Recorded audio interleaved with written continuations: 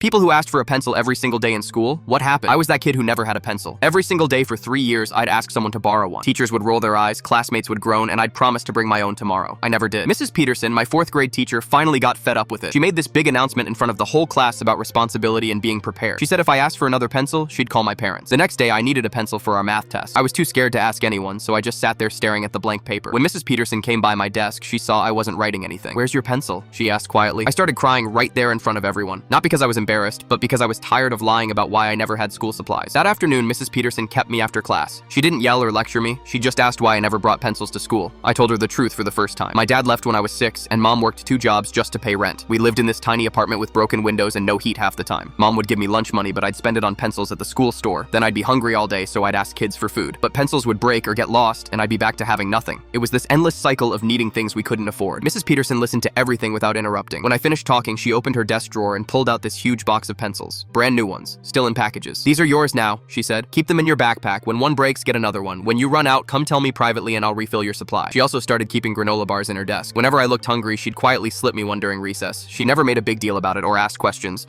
just made sure I had what I needed. The pencil thing solved my immediate problem, but Mrs. Peterson did something even more important.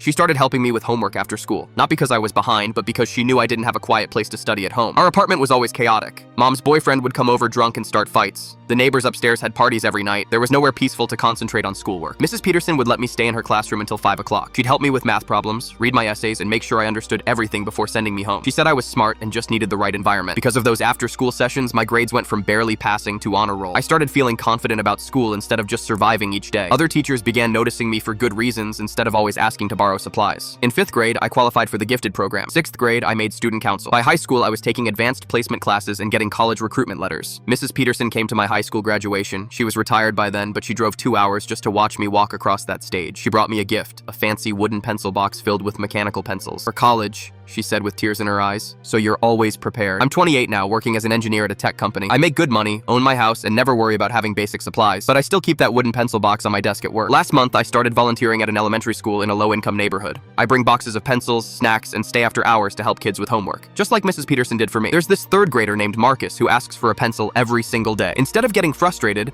I gave him his own supply box and told him the same thing Mrs. Peterson told me years ago. Sometimes the kids who seem unprepared aren't lazy or irresponsible. They're just trying to learn while dealing with problems that adults should be solving. All they need is one person who sees past the surface and helps them succeed. The pencil was never really about the pencil. It was about having someone believe I deserved the same tools as everyone else.